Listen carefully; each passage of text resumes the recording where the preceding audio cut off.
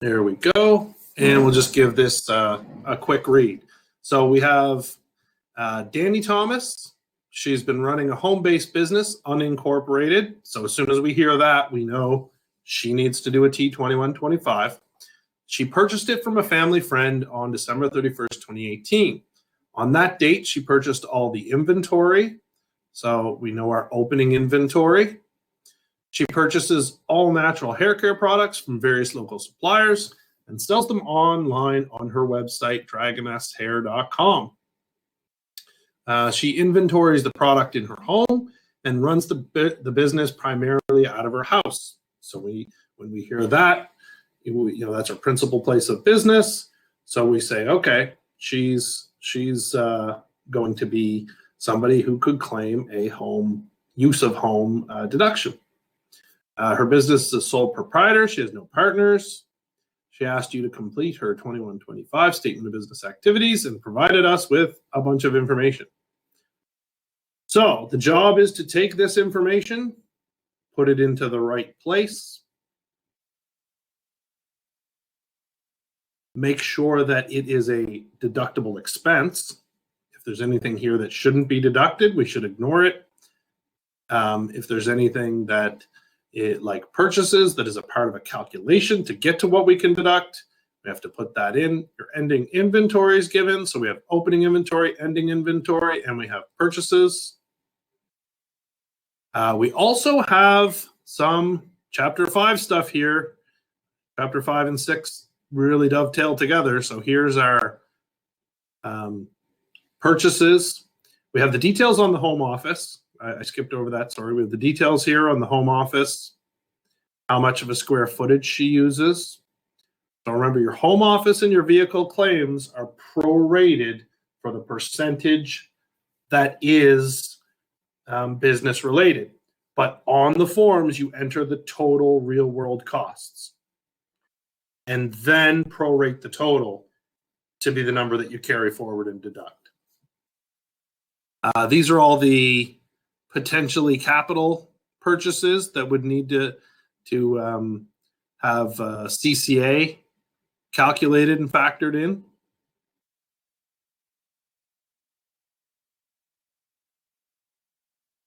There's some extra information here about an SUV that she bought, that she's using. It talks about borrowing money with an annual interest cost. So that's her vehicle, how much gas, insurance, repairs and maintenance, the new tires. Tells us a little bit about the customer list. Talks about a delivery truck that was sold. And here we go. This is what's required for you to complete the T2125. And really don't worry about these two parts here. Like, just complete the T2125. Carry forward amounts will be on the form, so that's going to answer itself, right? Do we carry forward anything for the home office, that sort of thing? And for C, it's saying when's her return going to be due. So you don't have to worry about that either. Just worry about completing the T2125 for this in-class exercise.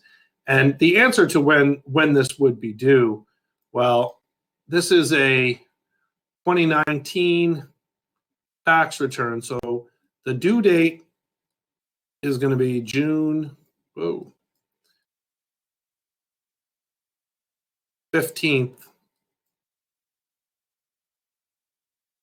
2020. And that due date is still in place. There has been no change to that for COVID-19. We've got 2 more weeks before our personal tax season is over here. We still got a pile of those that we're in the middle of working on right now. For the next 2 weeks, I'll be reviewing and filling in these T2125s. I mean, we've already done a bunch of them, but there's the last few stragglers here to get through over the next couple of weeks. So this is literally what we're doing in our office right now. So this is a very important form. A lot of people operate in this manner, and so they have to get this completed for their personal taxes to report properly the net business income. So I'm going to let you guys go ahead and spend the next 35 minutes working on that with me here to assist you in any way you need. Go ahead and remember, make sure that you have downloaded the fillable PDF and opened it in a PDF software like Adobe. Don't do it in the browser. You might lose all of what you put into it if you do it in the browser. Make sure that you're working inside of a PDF software like Adobe, and then you can upload that to the Dropbox.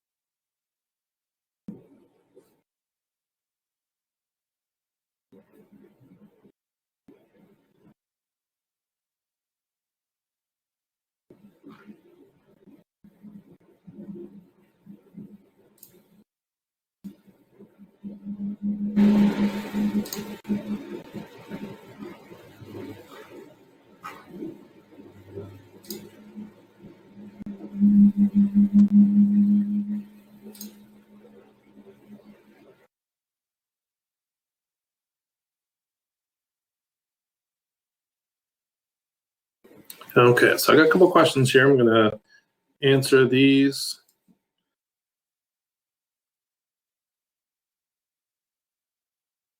So as far as the due time for these quote unquote in-class assignments, at least we're starting them in class, just, if you can submit it by the end of tonight, that's great. And you use the same Dropbox as the last time.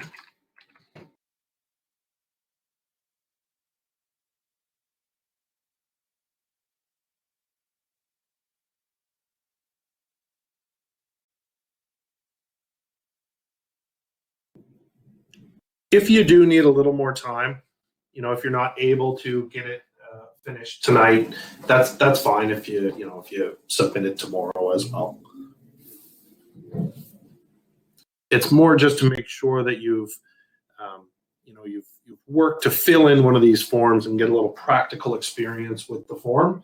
And we're doing it as an in-class activity just so you guys can kind of ask questions as you're working on it and looking at it. So it doesn't have to be perfect. Just, give it the good college try, fill out as much as you can. And yeah, try to submit that tonight if you can. That's preferable. But if it's tomorrow, that's not the end of the world either. If you just can't, if there's something else going on and you can't get it done tonight, tomorrow would be fine. There's no deadline on the Dropbox. However, I do want to, at a future class, I'll put up the solution and we'll run through it. So it'll be good to have it in, and then we'll actually look at the solution as well so that you guys can kind of see what it looked like.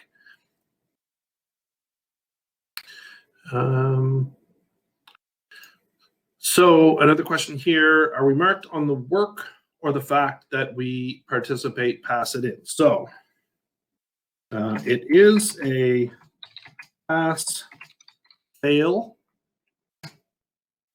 grade. So in other words, it's participation, if you will. So what that means is, if you fill in 15% of it, I would call that a fail. Most people always just give it a good try. So that doesn't usually have to happen. So as long as you give it a reasonable try, fill in as much of it as you can. That's perfectly fine. It's not being graded like you got an 82% on this, you missed 3 fields. This is just to get you working with the forms, get some experience. So I want to make sure you guys do that and submit it in. Give it the best shot you can there. And it's just a pass-fail grade. So it's just a participation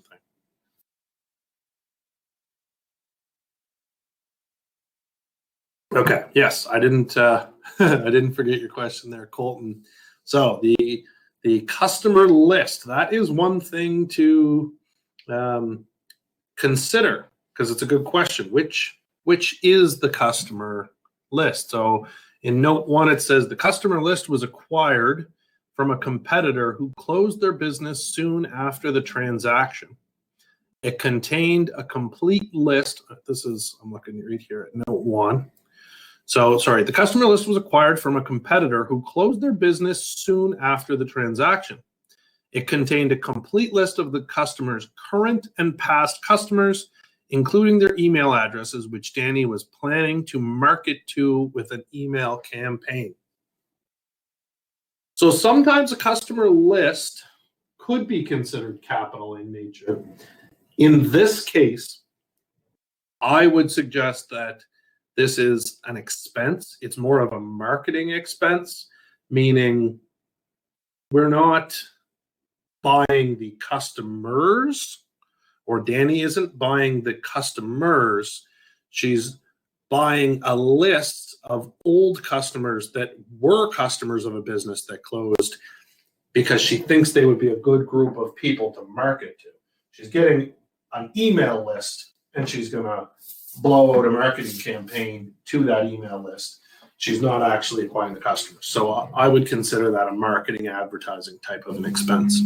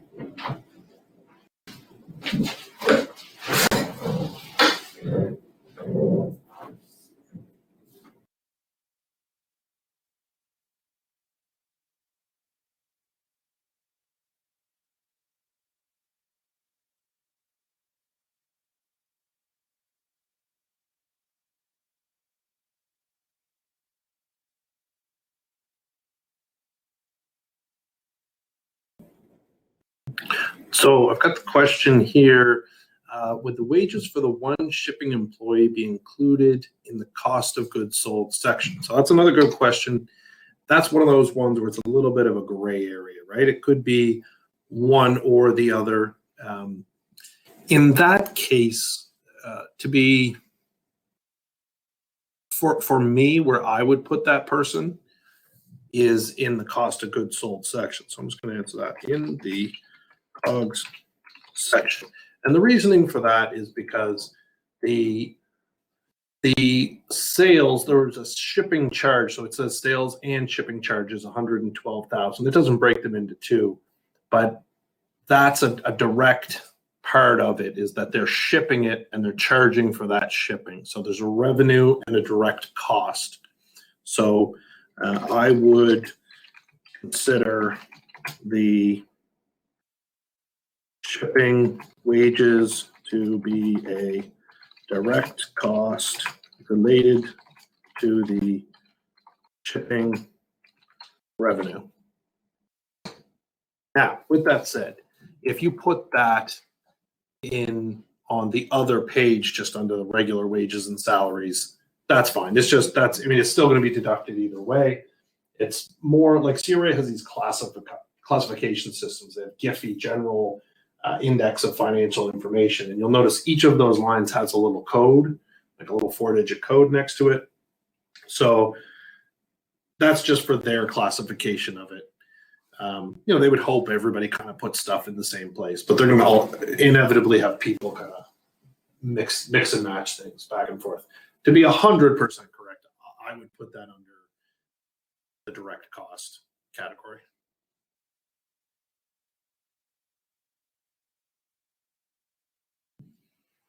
Those are good questions, folks. Good questions.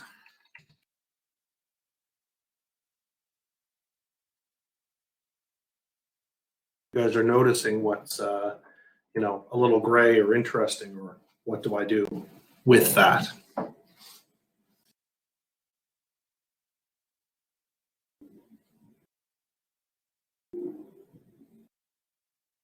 The other thing to be careful about with this is you've got a big old list of expenses. So some of them might not be deductible at all. Also, some of them, be careful, like property taxes here.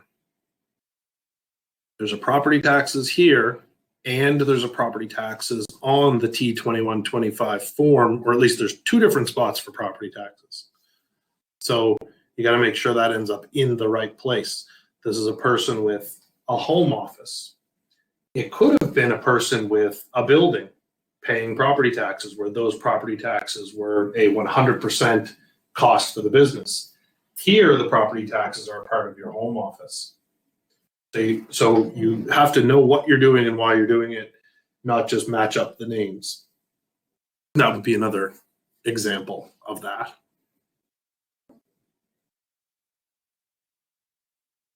Another good question. If she didn't keep a log of her kilometers, does she get to deduct her vehicle expenses? So any expense that you are going to claim, you have to be able to back it up upon inspection. So that could mean being able to provide a receipt, an invoice, evidence to the purchase, and generally bank records, not good enough. That helps, but seeing that you paid money to somebody doesn't tell the auditor what you paid it for, how much the sales taxes were, so they can take that out. It doesn't give you those details of what did they buy. So that's not good enough. So you generally need that piece of paper.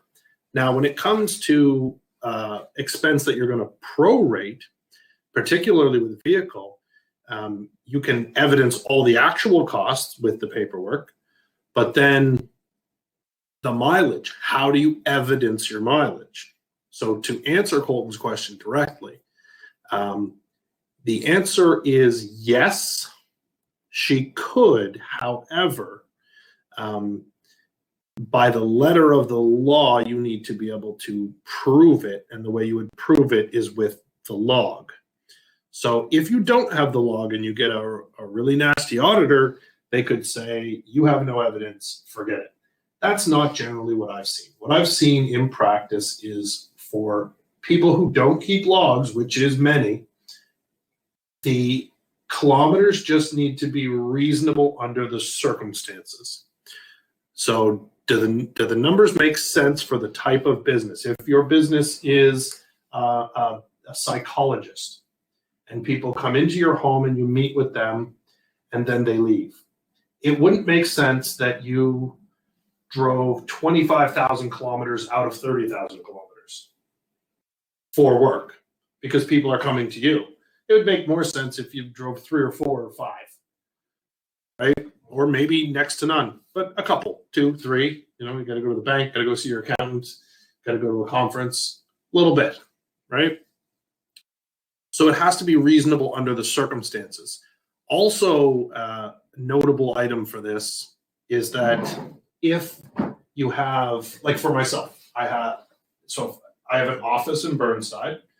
So that's my principal place of business. So when I leave my home in Cole Harbor and I go to the office in Burnside, very short drive, but when I do that travel, that is not considered a part of my business travel. Everybody has to leave their house and go to their principal place of work. So I don't get to deduct that part. What I can deduct is after that, when I go to a client's office or go to a meeting, meet up with somebody, any of the other travel that I might do for work. But it's after I leave the office, not from home to the office. So that's just kind of a important note as well. So anyways, back to the original question. In real practice, you're probably going to still get away with the deduction. As long as it's reasonable and as long as you can kind of explain it, like say, well, I drive about 4 times a week to this place and 5 times a week to that place and that sort of thing. The proper advice, the best practice is keep the log. If you have the log, as long as the log also itself seems reasonable and doesn't seem like it's untrue, then that's the evidence. That is your backup. That is your invoice, if you will, for the kilometers. So that's the safest bet. That's what people should do. That's what CRA likes to see. But there's always a reasonability factor as well. So the sale of the truck is an interesting one, right? We have another question here about the sale of the truck. So how would we handle that? So they purchased a delivery truck for $6,000. And then in note 2, it says the delivery truck was sold on November 30th. So they sold it before the year was even over, bought it for $6,000, sold it for $4,500. So they got some use out of it, but ended up selling it at less. So how do we handle that? It's a capital item. It's a capital asset for the business. It was a delivery truck. So this would be like our chapter 5 stuff for this, right? So we would put 6,000 into class 10. And then when we sell it, we have to decide, we have to remove from the pool. So we have a class 10 pool of 6,000. we add 6,000 in, then we have to remove the lower of proceeds or disposition. So we remove the 4,500. So I'm just going to put this into the chat. So we have class 10. We add the 6,000.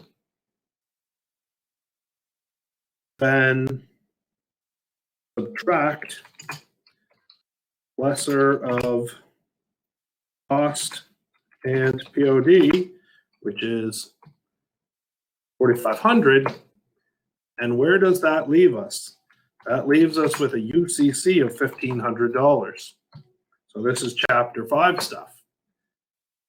We only had the delivery truck in the class, right? We didn't have anything else in that class. So what can we do then?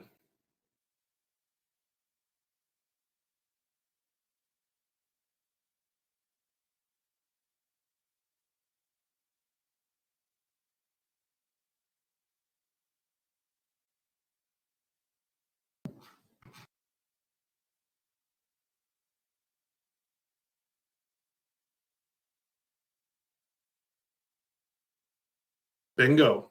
I like it. I was I was waiting for answers. I like this. I like a little back and forth between us. It's good. As much I know it's weird doing this online, but as much as we can interact, I think it's great.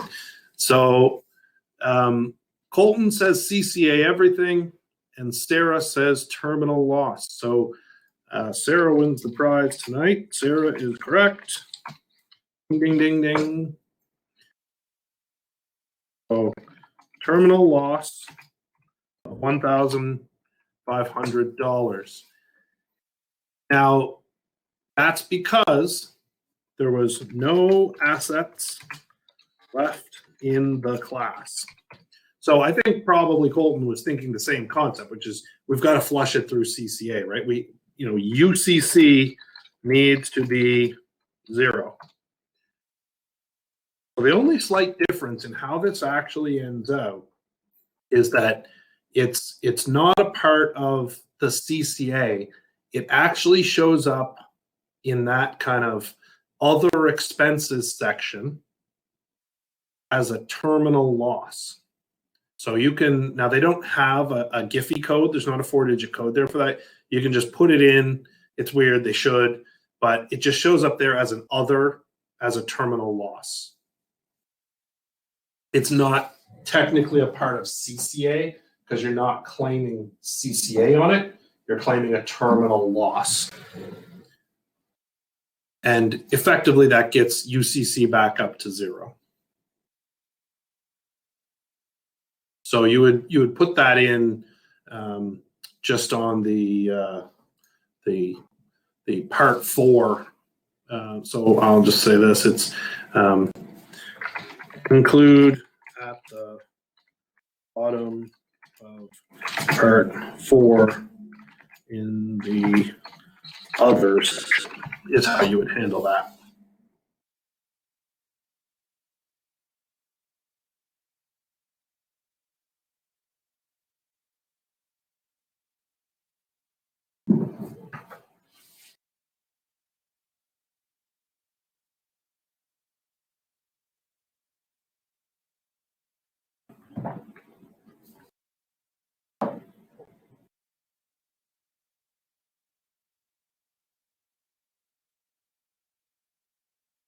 I had a question. Sorry, just to make sure we're clear here on the ordering of these answers. So there was a question, where do we need to put the capital gain? That's not the question I was answering here. So when I said include at the bottom of part 4 in the other section, so terminal loss is included at the bottom of part 4 in the other, quote unquote, other section.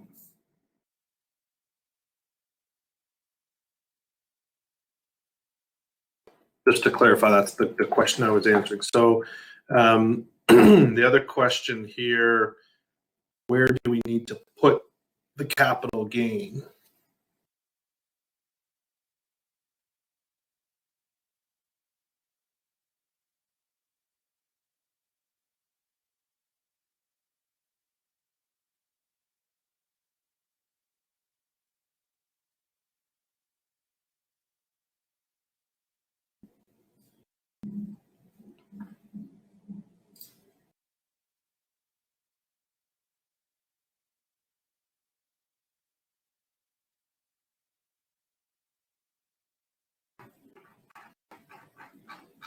So what, in the question there about capital gain,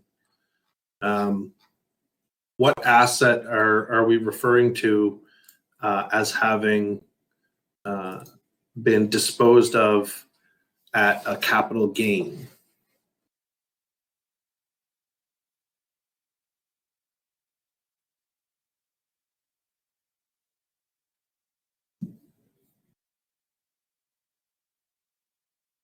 Okay, so the delivery, yeah, so I believe in the question, so the only disposal in the question is the delivery truck, I believe. That's right. And the truck is a terminal loss, not a capital gain.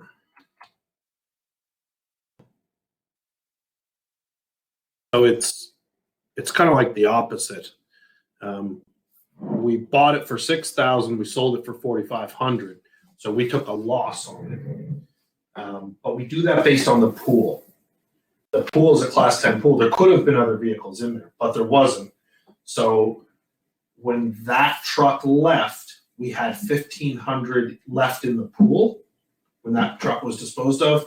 So now we have no underlying assets, but a $1,500 balance that we need to flush. So we do that as a terminal loss.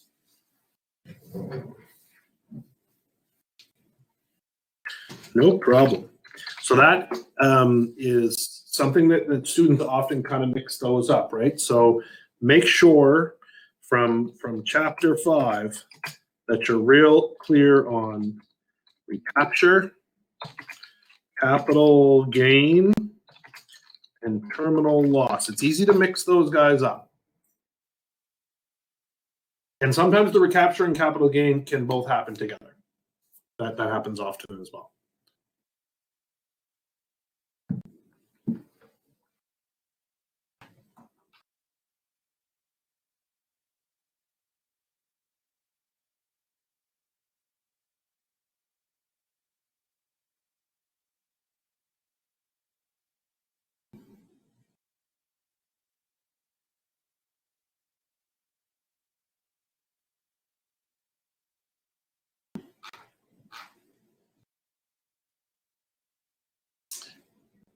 Okay, Mark, how do we determine how much of the house payments can be deducted?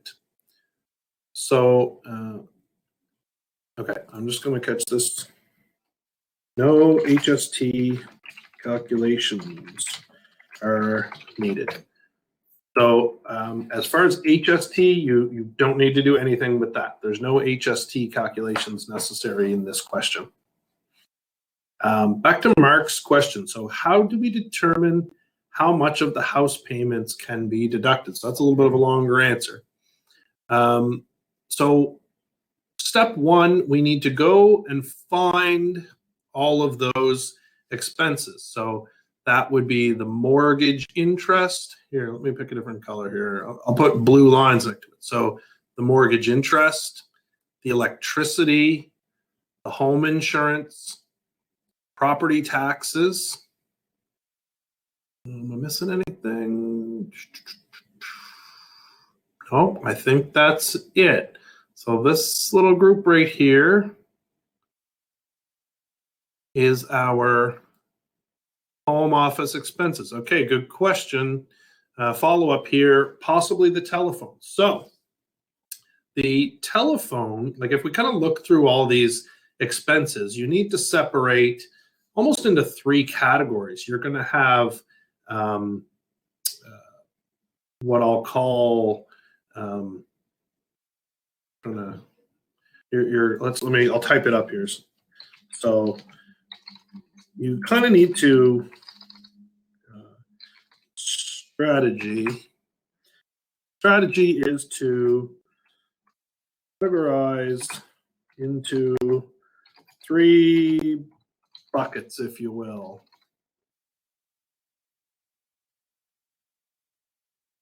One being the 100% business expenses.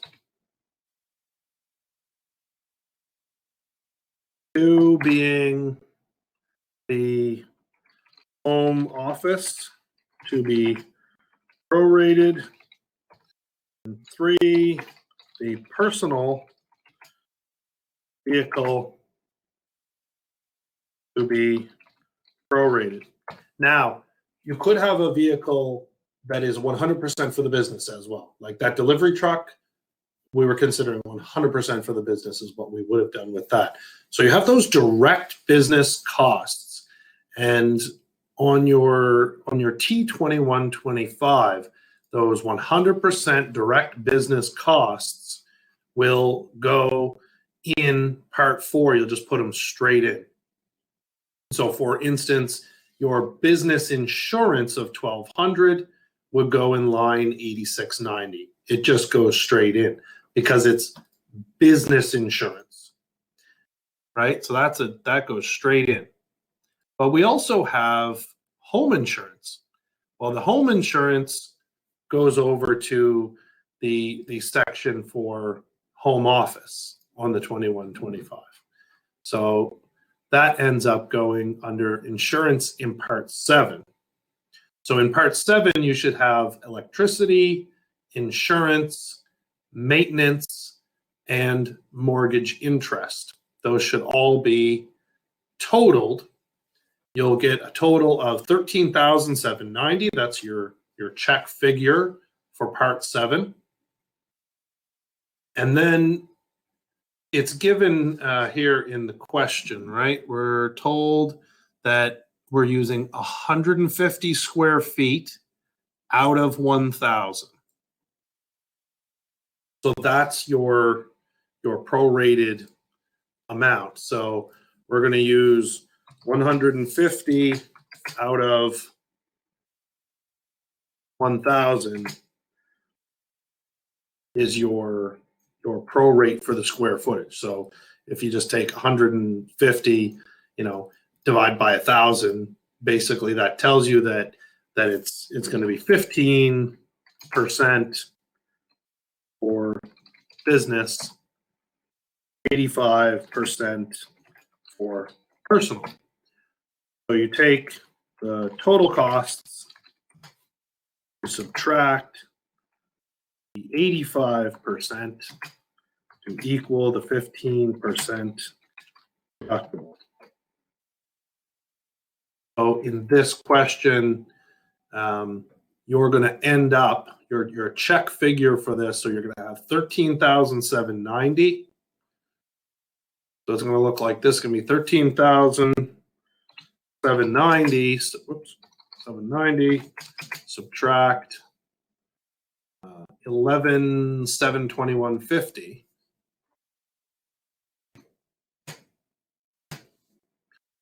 Which is going to equal 206,850.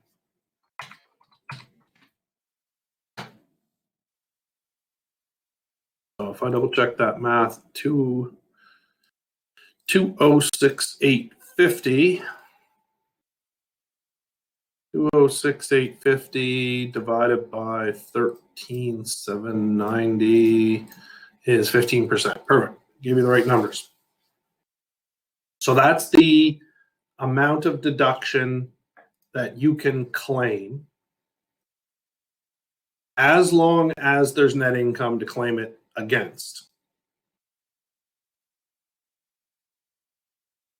And in this case, there is plenty of net income. So in this case, we're not going to end up with anything to carry forward.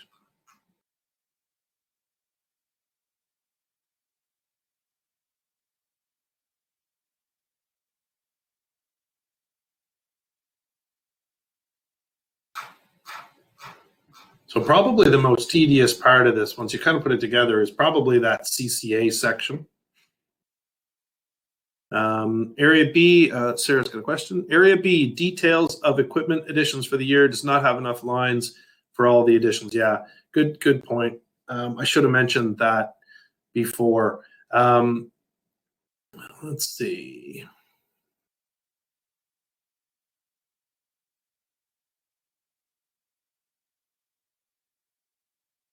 Yeah, because there's quite a few additions there to show. You guys can just put a couple, just use as many as you can, and then just don't worry about the rest. You're gonna add them in up above in the main part of that table. So that's fine. If you run out of space, just don't worry. You just leave the rest of them out. That section is just simply saying, here's what I'm adding to this class. Here's what I'm adding to that class, and then those numbers show above in column number 4, or sorry, column number 3.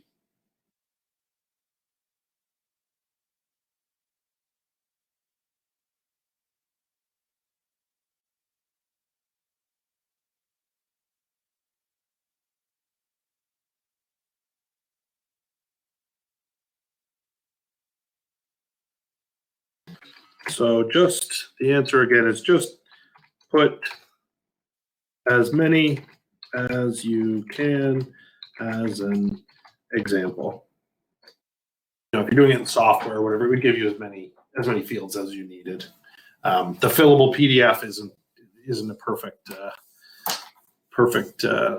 example that way, I guess you could say.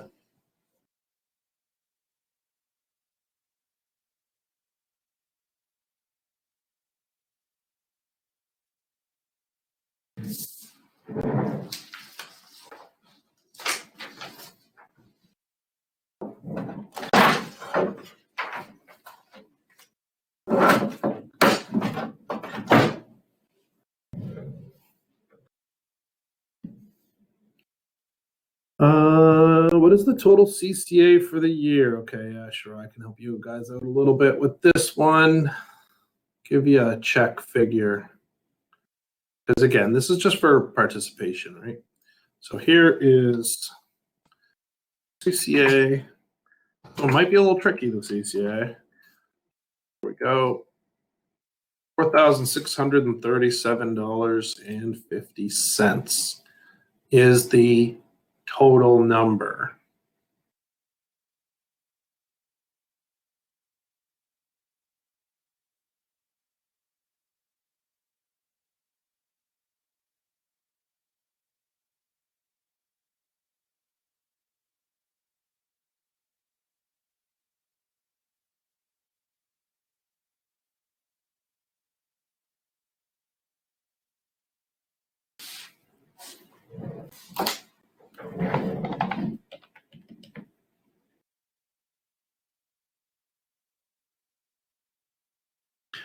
One note is to remember that we've got some special rules around class 10.1.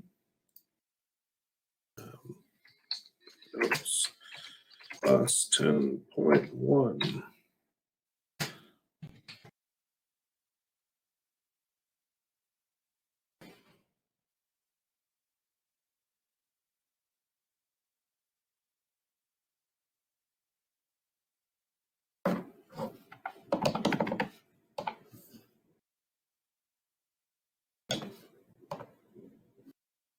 Also, I should also note the class 10.1.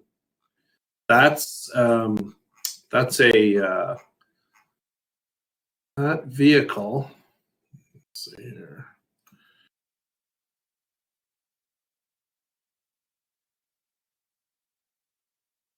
That vehicle has a like a percentage usage as well, right? So that's going to be prorated. So that one's a little bit tricky. So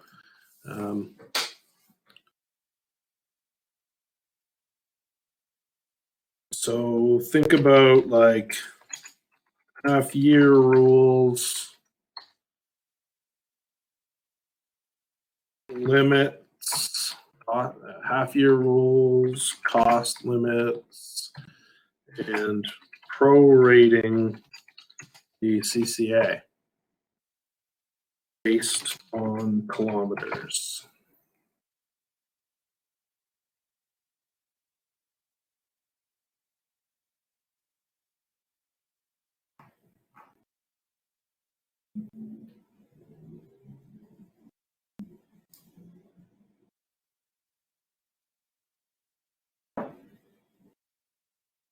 So that was a luxury SUV of 80,000, but you can only claim 30, right? So you have to cap it at the 30. Also, it's used 15% of the time for business. So we weren't given the actual kilometers, but 15% of the kilometers are for work. So any CCA claim you calculate, you're going to have to do it by 15%. That one's a little bit of a tricky one there. So a couple of twists and turns to that one.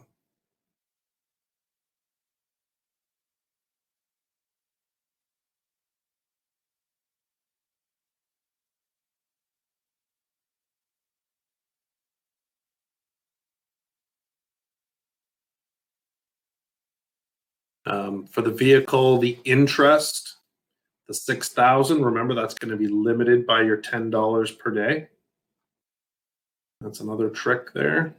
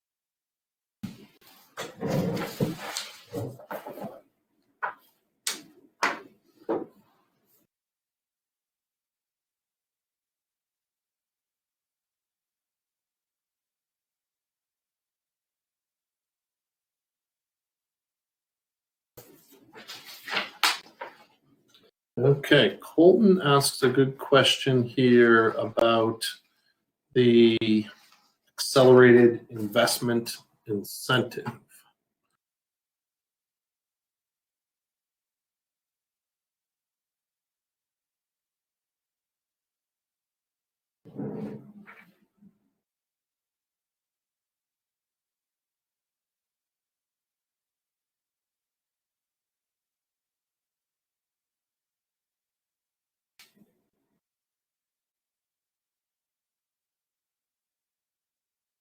So I think we have a little bit of exceptions here in class 12. I think we have an exception. Check for that.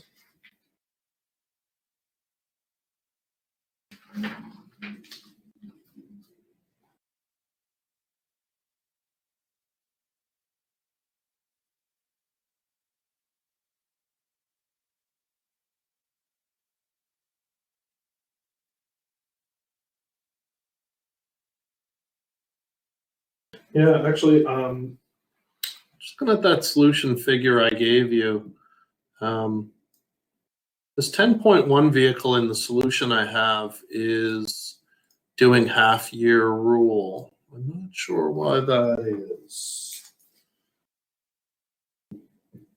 Just checking on that.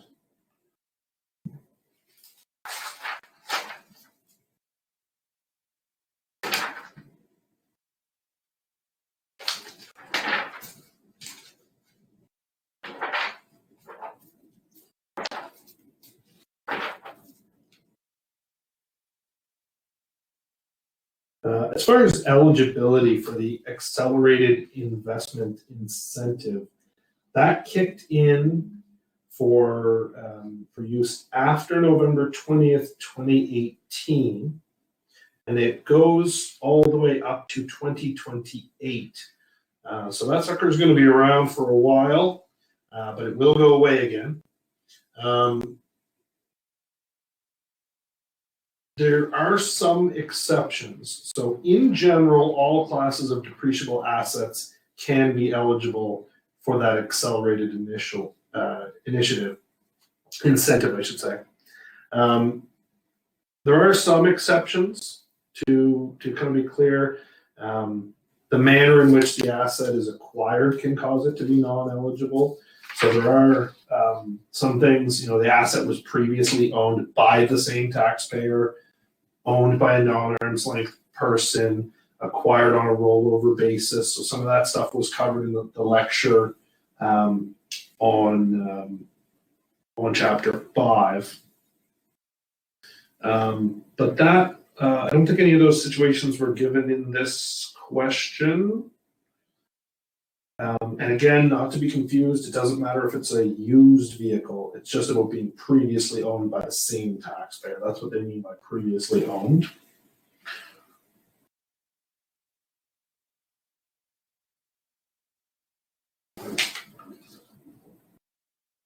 There's, for class 12, Class 12 assets generally qualify for 100% write-off in the year of acquisition. So given that, the federal government had decided that for class 12, the accelerated program is not necessary.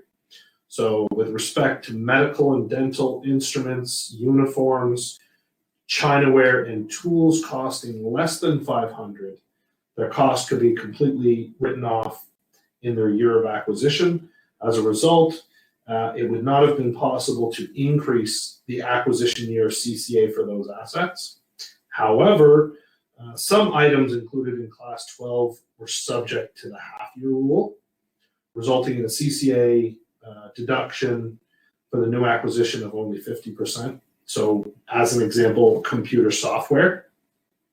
Also, certified Canadian films. That's not relevant to this. So computer software will be subject to the half-year rule. So somewhat surprisingly, this was not changed. So Class 12 assets continue to be limited to a 50% write-off in the year of acquisition. So for the, remember, Class 12 has two different groupings, one with the 50 or the half-year rule and one without. So that's where that factors into this one. So Class 12 would be an exception.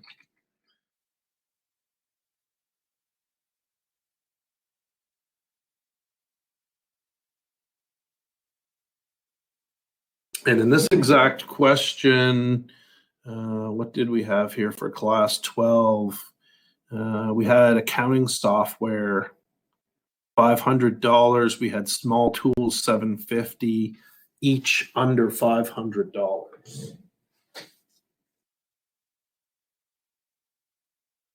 So computer software is subject to the half-year rule.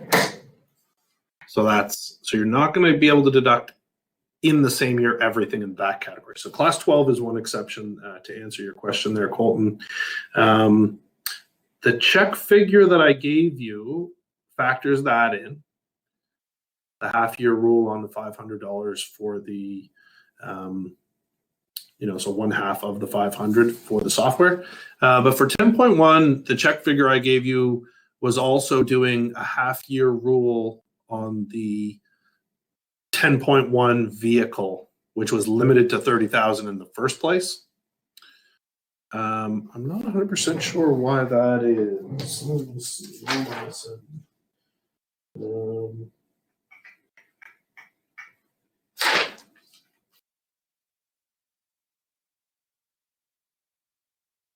We have some other Class 13, which is not in this question, but Class 13, your leasehold improvements. Just as a side note, Class 13 was one of the classes that was subject to the half-year rule. So the accelerated initiative removes that old half-year rule. However, instead of adding 50% to the base for calculating CCA, it allows the taxpayer to deduct 150% of the regular straight line amount. So there's just a little bit of different calculation there. So there is some effect on Class 13. That was another note for that. Class 14 is also a straight line class. Again, not in this question, but that one's also a straight line class. It didn't used to be subject to half-year rules, so there was no need to remove the half-year rule. So Class 14, that accelerated adjustment is implemented in the exact same manner as with any of the declining balance classes. So that's another note. I don't think that there was anything for Class 10.1. So that might be a boo-boo in the solution number I gave.